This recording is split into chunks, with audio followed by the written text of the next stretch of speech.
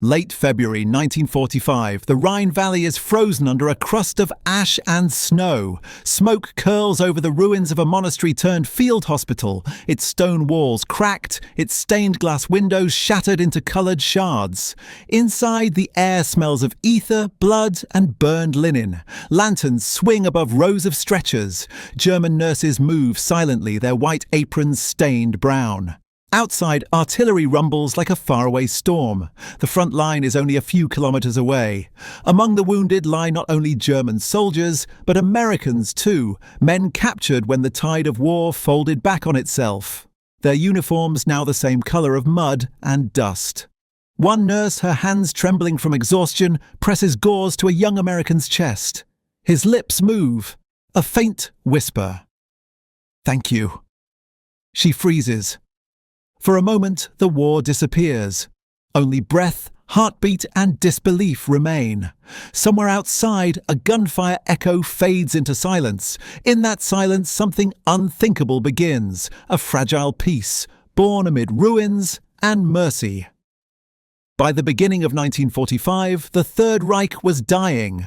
What had begun as a triumphant march across Europe now unraveled into chaos and ruin.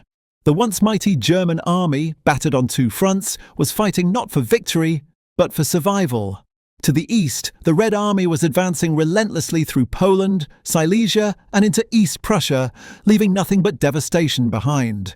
To the west, American, British, and Canadian forces had broken through the Siegfried Line, grinding forward through shattered towns and forests that no longer resembled Europe at all. The Rhine River, once the symbolic heart of Germany, had become the final defensive line. Every village, every bridge, every patch of forest turned into a battlefield. The Wehrmacht's command structure was fragmenting. Entire divisions existed only on paper. Fuel shortages paralyzed the Luftwaffe, while constant air raids made supply routes impossible to maintain. Hospitals, once deep behind the lines, now stood directly in the path of retreat. Medical trains were bombed before they could move. Field stations shifted daily, sometimes hourly, trying to keep pace with the retreating front. Amid this chaos stood the German Medical Corps. Doctors, orderlies, and thousands of young nurses from the Deutsches Rotes Kreuz, German Red Cross.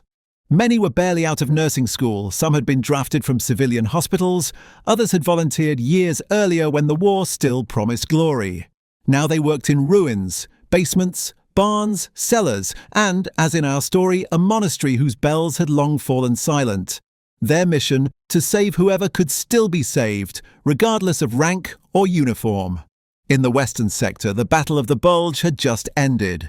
The Ardennes offensive, Hitler's final gamble, had failed.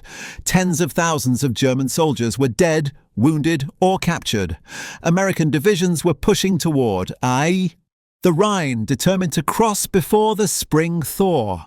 Towns like Aachen, Remagen, and Hürtgen became symbols of senseless attrition, places where entire forests were shredded by artillery and medics crawled through mud to reach the fallen. In those forests, men from both sides often died within meters of each other, their bodies frozen in grotesque stillness. By late February, the German 15th Army was in retreat along the west bank of the Rhine. The bridges across the river were packed with fleeing civilians, convoys of wounded, and the remnants of shattered battalions. Behind them, Allied bombers swept low, targeting anything that moved. Roads became rivers of smoke and metal. For the German nurses stationed near these fronts, duty meant constant relocation. One day they tended soldiers in a church hall, the next they evacuated under fire. Some hospitals were overtaken before they could move, captured intact, their white flags fluttering helplessly over the ruins. It was in such a place, one of many, that the extraordinary encounter between German nurses and American soldiers would unfold. Inside those hospitals, hierarchy dissolved. Doctors operated without anesthesia. Nurses worked until collapse. And when enemy wounded were carried in, men who by ideology should have been despised, they were treated the same. Not out of defiance, but out of instinct. For in the collapsing world of 1945, the act of saving life itself became the last form of resistance. Across the front, there were scattered reports of such scenes. Captured American paratroopers nursed by German sisters in Cologne, wounded Germans treated by Allied medics in Belgium. Moments of humanity that went unrecorded in the official war diaries, yet burned quietly in the memories of those who survived. And it was in one of these unrecorded places, somewhere between the Rhine's smoke and the forest's silence, that our story takes form. The winter was breaking. The armies were not. And as the Allied guns drew closer, the nurses inside that monastery faced a choice between obedience, survival, and compassion. The German medical service of 1945 was a shadow of the vast organization it had once been. Since the early years of the war, the Deutsches Rotes Kreuz, the German Red Cross, had mobilized tens of thousands of nurses, doctors, and orderlies. They followed the armies into every corner of Europe, from the frozen fields of Russia to the sands of North Africa. But by the war's final winter, their mission was no longer expansion, it was endurance. Most field hospitals were run by a mix of Wehrmacht Sanitätsdienst, medical corps, officers, and civilian Red Cross staff. The nurses, known as Schwestern, were trained under strict discipline, precise, emotionless, efficient.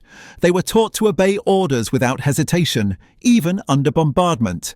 Yet despite the military structure, their code of ethics remained rooted in medicine, not ideology. The Geneva Convention of 1929, which Germany had signed, required humane treatment of wounded prisoners, and in many field hospitals, that rule was still honoured, quietly, stubbornly, even when everything else collapsed. Conditions were brutal beyond measure. In a typical mobile hospital, there might be one doctor for every 100 wounded, a handful of overworked nurses, and little more than candles for light. Morphine was reserved for amputations. Blood plasma, when available, came from the healthy. Soldiers, nurses, even orderlies donating on the spot. Water was scarce, disinfectant scarcer. The wounded lay in rows, many on straw. The air was heavy with infection and fear. When the front shifted suddenly, as it often did, hospitals became trapped between lines. German soldiers retreated through the same roads used by advancing Allied forces. Sometimes the wounded of both sides ended up in the same building, separated only by a few blankets or a hastily drawn curtain. Doctors faced an impossible question: treat only their own, or treat all who were still breathing. Many chose the latter. It was not politics. It was humanity. Accounts from survivors describe moments of quiet solidarity that transcended the war. A nurse giving her last vial of penicillin to an American pilot. A German orderly sharing bread with a British prisoner. An exhausted surgeon muttering, "Here, they are all men. The war is outside." These stories were whispered long after the war, often with hesitation. Acts of mercy were sometimes viewed as betrayal by their own superiors. To the nurses, however, compassion had become a kind of defiance. They had seen too much suffering to believe in propaganda. Their wards were filled with boys, some no older than 16, trembling under blood-soaked bandages, calling for mothers who would never come. Whether the uniform was grey or olive didn't matter anymore. In the West, by early 1945, the front had fractured into countless pockets of resistance and surrender. As Allied forces advanced through the Rhineland, they encountered scattered aid stations marked with red crosses, sometimes legitimate, sometimes traps. But others were true sanctuaries. Inside them, medical personnel continued their work as shells fell outside, often unaware of who would reach their doors first, retreating Germans or advancing Americans.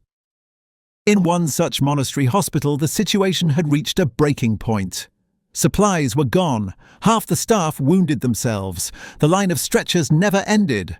Among the new arrivals were American soldiers, captured during skirmishes along the river crossings, disoriented, freezing, many of them in shock.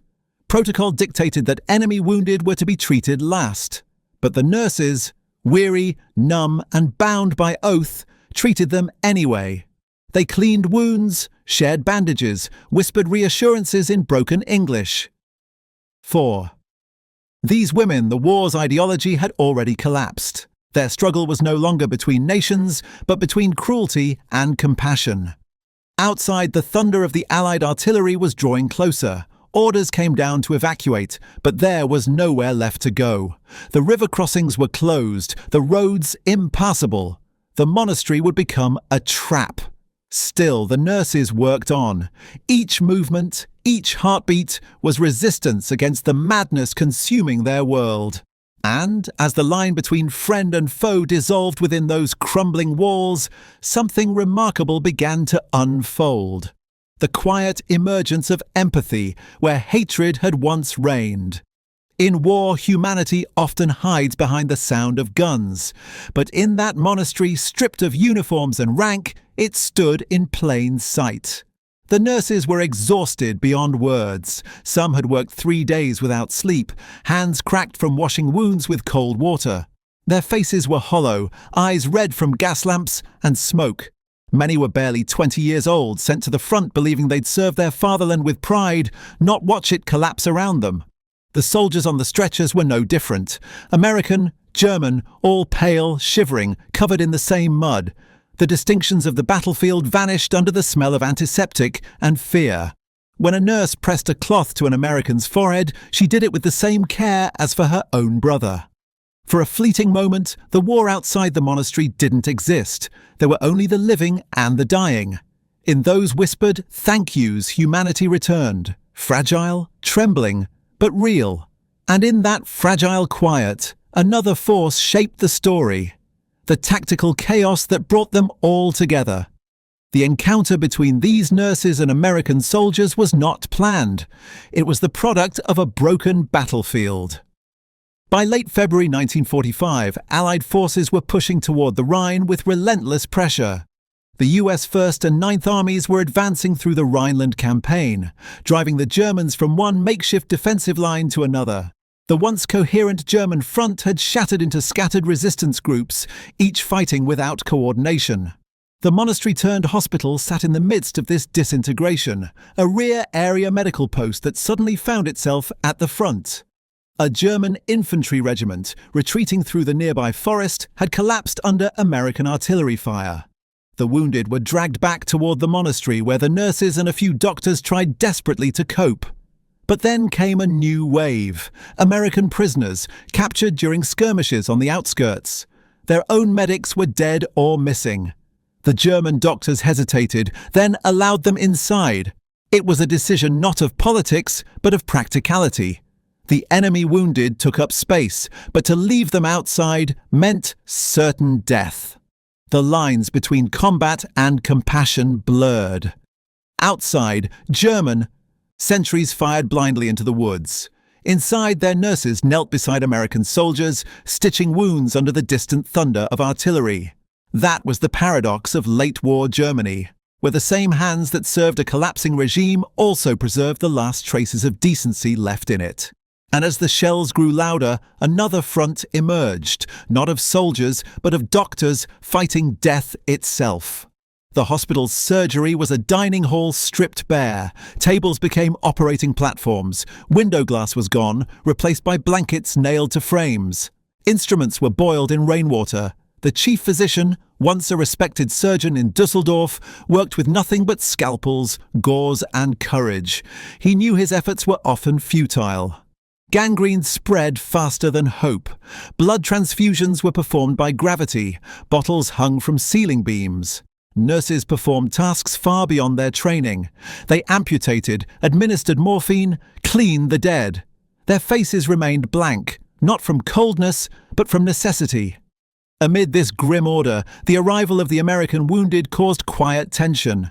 The supplies were already gone. Each dose of morphine given to an enemy was one less for a German soldier, yet still the nurses shared it. Not because they believed in Allied victory, but because they could no longer believe in cruelty. One nurse later wrote in her diary, "I did not see uniforms anymore. Only bodies, all warm the same, all bleeding the same." The distinction between friend and foe had dissolved completely. And in that dissolution lay both danger and liberation. For in a system built on obedience, compassion had become an act of rebellion. And as this moral rebellion grew, it would soon challenge the authority that governed them all. In war, leadership often means command.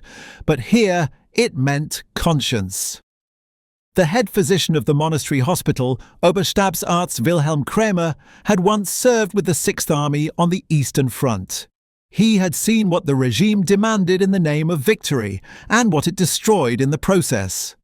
By 1945, he no longer believed in slogans. He believed only in saving whoever could still be saved. His orders from division headquarters were clear: evacuate all personnel east of the Rhine, leave no enemy wounded behind. But Kramer ignored them. He knew there was no transport, no safe road, and no mercy waiting beyond the river. To abandon the wounded, German or American, would mean execution by exposure or artillery. He chose defiance and stayed. The nurses followed his lead without question. They understood the risk: desertion charges, even summary execution if SS patrols discovered them aiding the enemy. Yet their loyalty had shifted from ideology to humanity. Outside the monastery, chaos ruled. Inside, Kramer's voice became the last authority. He organized shifts, rationed the final supplies, and reminded his staff that the Red Cross still meant something, even if the Reich did not.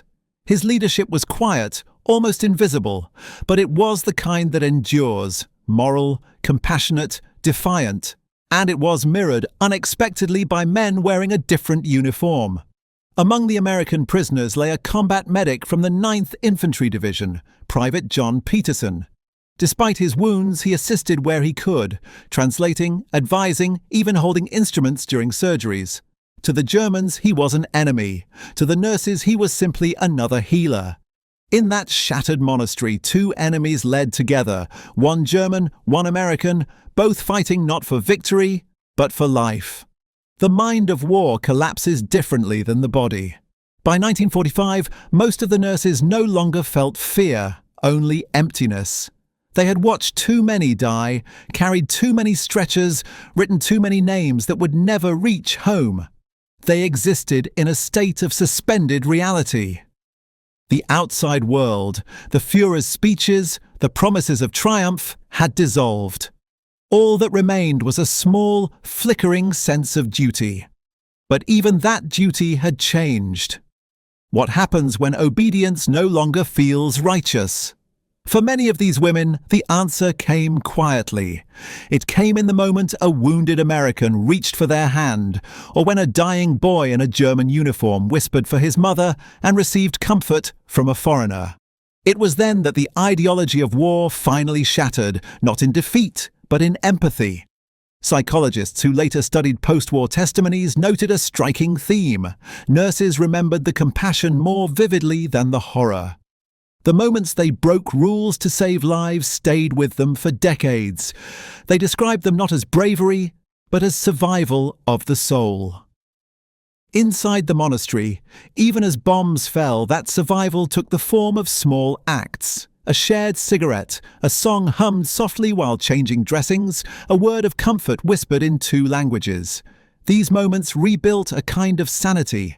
When the world outside had gone mad, they became witnesses to something pure, the human instinct to protect, even at the edge of extinction. War forces moral choices into impossible corners. For the nurses, morality no longer meant victory or allegiance. It meant preserving the remnants of decency in a collapsing civilization. They were surrounded by symbols of faith, crucifixes shattered by shellfire, hymnals burned for warmth. Yet, within those ruins, faith endured in another form. When an American soldier reached out and said, "Thank you," it wasn't just gratitude, it was recognition. Recognition that, in that instant, enemy lines no longer existed. For the nurses, it was disorienting. Some wept quietly after treating American soldiers. Others confessed later that they felt shame, not for aiding the enemy, but for realizing how meaningless enemy had become. They had been told for years that their duty was to the Reich. But now their only duty was to humanity, and that realization, though simple, was revolutionary. These moments didn't make headlines or history books. They didn't change the outcome of the war, but they changed the people who lived them. For a few brief nights in that monastery, mercy became the last act of rebellion, and kindness the last weapon left. And soon, that rebellion would be tested. For the war was closing in, and with it, a moment that would decide whether compassion could survive the firestorm that was about to come. The night before the bombardment was strangely calm. A thin layer of snow covered the courtyard. The air smelled of smoke and saltpeter from distant shelling. Inside the monastery, candles flickered along the hallway where cots were packed shoulder to shoulder. The wounded breathed in ragged unison. For the nurses, this had become the rhythm of their existence, measured not in hours, but in pulses of survival. Dr. Kramer sat at a table marked with bloodstains and surgical tools. A single map lay open beside a cracked radio. Static, then a voice. Distant, hurried. Allied armor advancing north of the river. Contact expected by morning. He turned it off. There was nothing more to hear. The nurses already knew what it meant. The front was collapsing. The monastery was no longer behind the lines. It was the line. The American forces, perhaps the same divisions whose wounded lay under their care, were now pushing toward them through the dark.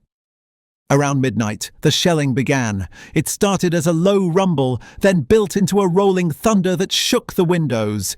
Dust fell from the vaulted ceilings. The lamps swung violently. Someone screamed for the stretcher team to get to the cellar. Within minutes, the world was nothing but noise and splintering stone. The nurses moved like shadows through the chaos. They carried patients down the stairs, Germans, Americans, anyone who could still be lifted. Blood mixed with dust on the floor. A wall caved in where the West Wing once stood. Sister Annalise, one of the youngest, took shrapnel in her arm while shielding a patient. She said nothing, only pressed her wound with a rag and kept moving.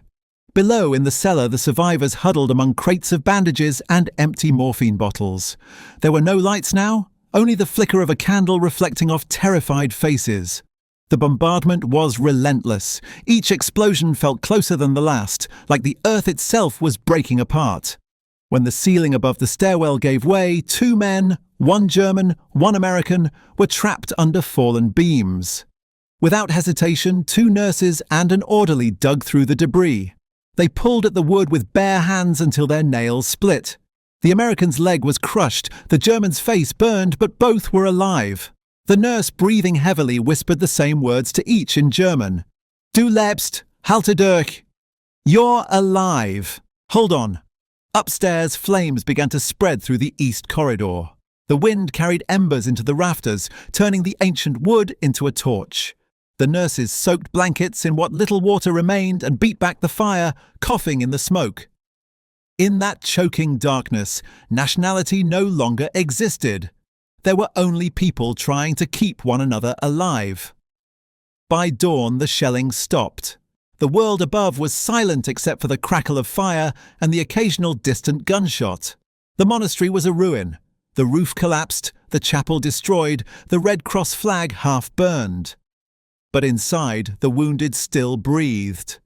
Dr. Kramer emerged from the cellar, eyes hollow but resolute. He counted his staff. 7 nurses left. Nearly 50 wounded, of both sides, alive. They had survived the night. In the stillness that followed, the nurses began to hear something else. Faint, rhythmic, metallic. Treads on stone. Tanks. American armor was entering the village. The war had arrived at their doorstep. Some nurses feared what would happen next. Whether the soldiers would see their burned monastery as a threat or as a sanctuary. Dr. Kramer ordered the white sheets to be hung from the windows, symbols of surrender and mercy. He stood in the courtyard, hands raised, as the first Sherman tank appeared through the smoke. The barrel turned toward him, then paused. Voices shouted, English, urgent, confused, guns lowered. Inside the cellar, the nurses clutched the wounded tighter. For the first time in years, they didn't know whether to feel terror or relief. The war outside had found them. But what would happen next would defy every expectation. A moment where soldiers and nurses, enemies hours before, would meet, not in hatred, but in something unthinkable. The snow had begun to fall again when the first American soldiers entered the courtyard. Their uniforms were caked with mud, their faces gaunt from sleepless nights. Helmets tilted low, rifles half raised, they moved cautiously among the smoking ruins of the monastery. The Red Cross flag, tattered and grey with ash, hung limply above them. Dr. Kramer stood unmoving at the foot of the steps, his white coat stiff with soot and dried blood. Behind him, the remaining nurses stood in a silent line, 7 pale figures against the blackened stone. The Americans saw the white sheets fluttering from the windows, the cots inside the corridor, the smell of antiseptic and burned wood. One of them muttered, "Jesus, it's a hospital." The captain, young, tense, with a frostbitten hand, stepped forward. "Who's in charge here?" "I am," Kramer said quietly. "Dr. Otto Kramer. These are my nurses.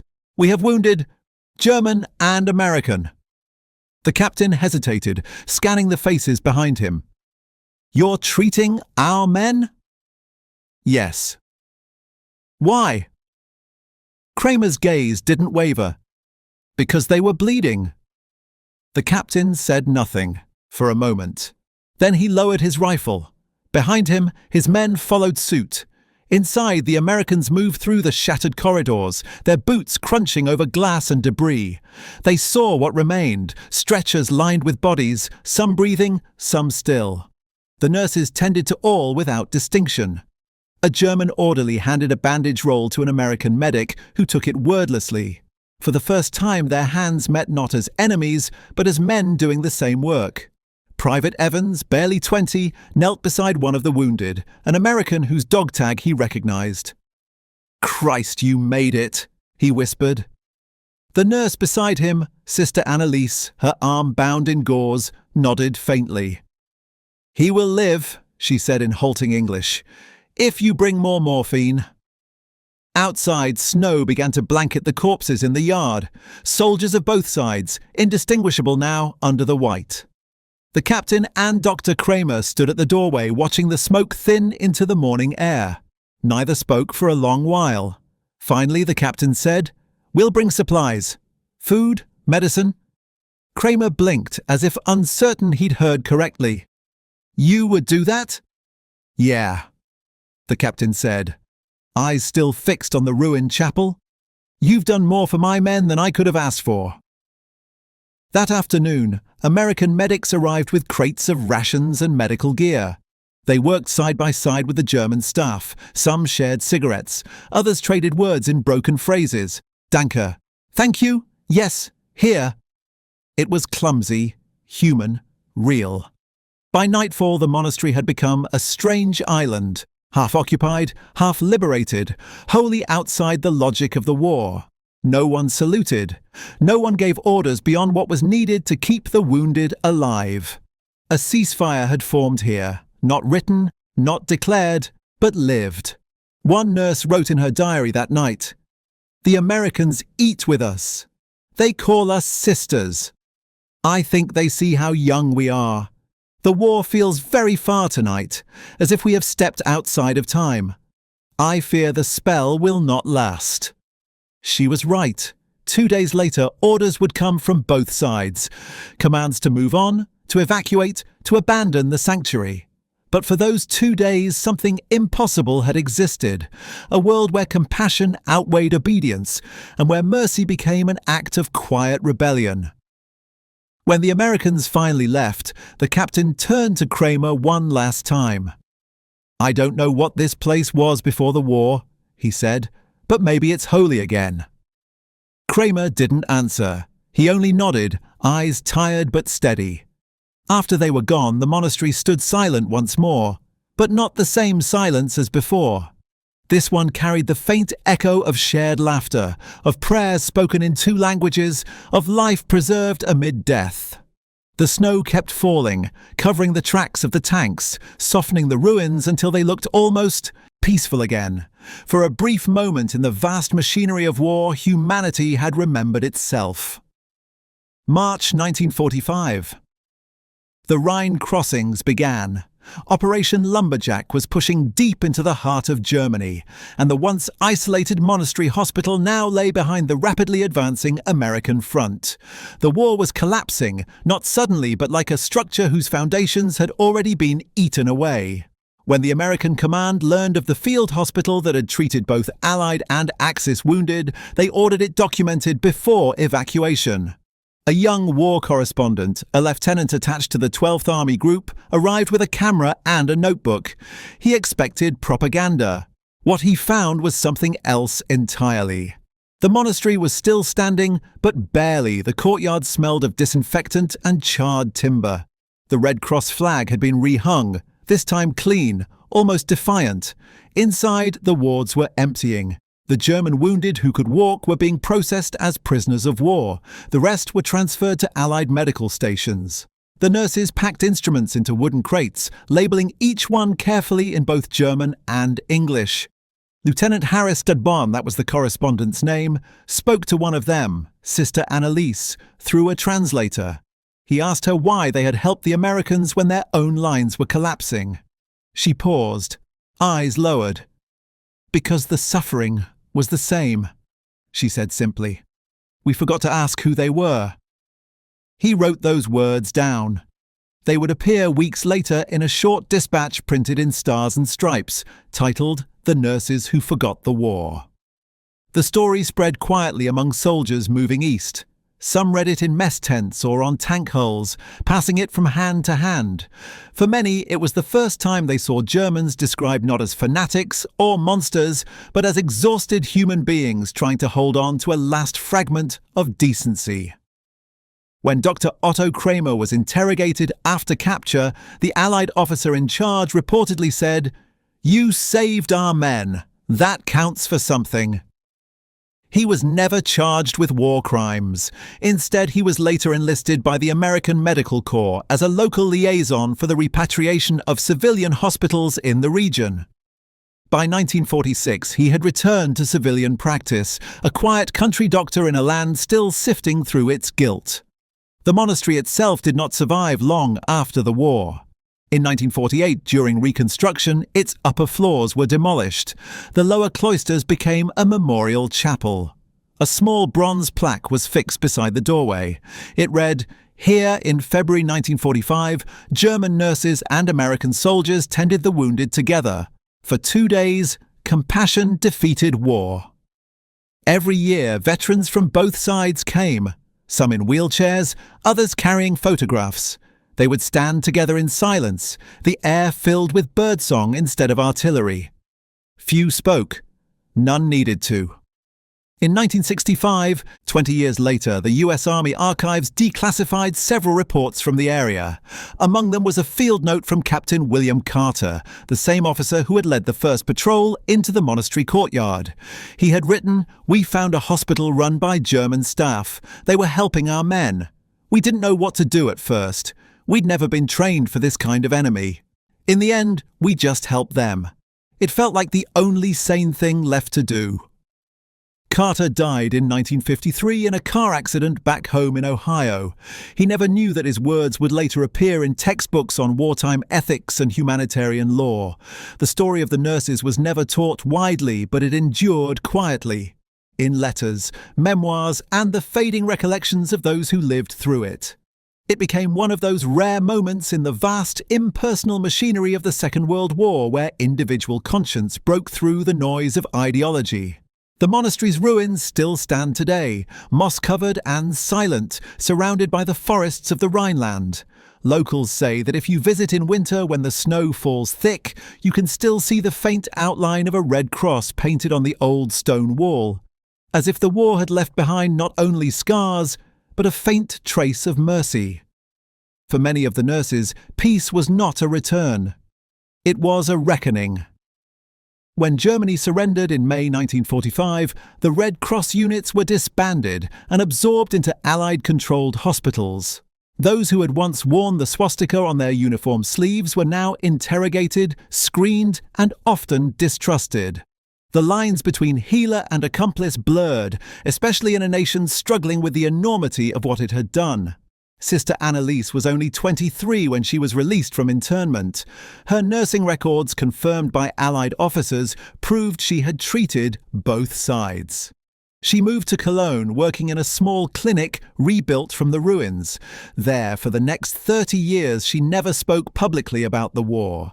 But every February she lit a candle at her window. She said it was for those who said thank you. Dr. Otto Kramer lived a quiet post-war life. He refused interviews, refusing to let his name become a political token. But one fragment of his wartime diary survived, smuggled through his son to an archivist in Koblenz in the 1970s. In it, he wrote, "I was taught to serve the fatherland. But on that day, I understood that the wounded man before me was my true nation, flesh, blood, and the will to live. Nothing else mattered." He died in 1962, his obituary barely a paragraph long. Yet decades later, medical ethics programs in Germany and the United States would quote that single diary line as an early articulation of wartime humanitarian duty, the kind that transcends allegiance. Among the American soldiers who had been treated at the monastery, a few lived long enough to tell their side. Private Jack Evans, the young infantryman who had whispered thank you to his nurse, returned to Kansas after the war. For years, he carried a folded photograph, not of his unit, but of a German ward where nurses stood beside Allied wounded. When he died in 1998, his daughter found it among his belongings, along with a note, "She saved me, not because I was American, but because I was alive." The story remained mostly buried until the late 1990s, when German and American historians began collaborating on oral history projects. Among the tapes collected was a shaky recording from 1989, an interview with Sister Annalise. Her voice was soft, almost whispering. "They thanked us. I think that was the hardest part. We had been told for years that they were our enemies, devils, destroyers. And then one looked at me and said, 'Thank you.' I did not know how to answer. I still don't." Those recordings, later digitized, became the foundation for a small exhibition in Bonn titled Mercy in the Ruins. It displayed fragments recovered from the monastery, scalpels, burned journals, a blood-stained apron, and a piece of that Red Cross flag. Visitors often said it felt less like a museum and more like a confessional, a space where the boundaries between enemy and savior dissolved into something wordless. By the 2000s, the site had become a local memorial tended by volunteers. Veterans groups from both nations visited quietly each winter, laying wreaths not in triumph or defeat, but in remembrance of the moment when humanity refused to vanish completely. No speeches, no flags, just silence, and sometimes, as one visitor described, the sound of wind moving through the broken arches, like breath returning after a long pain. In that silence lies the true aftermath, not in the statistics of war, but in the endurance of conscience. The nurses never sought recognition. The soldiers never forgot the gratitude they felt. History, with its vast machinery of battles and treaties, nearly overlooked them. But memory has its own stubborn gravity. It keeps certain moments alive even when the world would rather forget. And from that moment, from a single whispered thank you in a monastery filled with smoke and snow, a lesson endures. That even in the deepest ruins of war, compassion is the one victory that cannot be taken away. History remembers wars through victories, dates, and the names of generals. But in truth, history also moves through smaller hands, the ones that stop the bleeding, that hold another's life for a moment, even when that life belongs to the enemy. Those hands rarely make it into the official records. Yet without them, the world would lose its humanity entirely. The story of the German nurses and the American soldiers is not one of heroism in the usual sense. It is not about strategy, nor even courage. It is about the refusal to let hatred finish what the bombs began. At a time when everything human had been stripped away by ideology, these women, exhausted, frightened, half-starved, still reached across the line that war had drawn and found something eternal waiting on the other side. Compassion. Historians often argue that war exposes the best and worst of mankind. But perhaps that is incomplete. Perhaps war doesn't create the best or worst. It merely reveals what was already there, buried under the noise of normal life. In that monastery, among the ashes and frozen air, both armies briefly remembered what they had forgotten. That mercy is not weakness and gratitude is not surrender. The snow that fell over those ruins melted long ago. The soldiers and nurses who lived those 2 miraculous days have all passed into history. But their act remains, not carved in monuments or marble, but in the quiet moral architecture of modern humanitarian law, in the principles that govern medics on every battlefield since. Because of them, because of others like them, the world learned that even amid total war, some acts remain untouchable, that the human heart, even shattered, can still choose light. In the end, the war consumed empires, cities, millions of lives. But in one ruined monastery by the Rhine, it failed to destroy the simplest truth. That compassion, unarmed, uncommanded, and unafraid, is the last light that survives the ruins.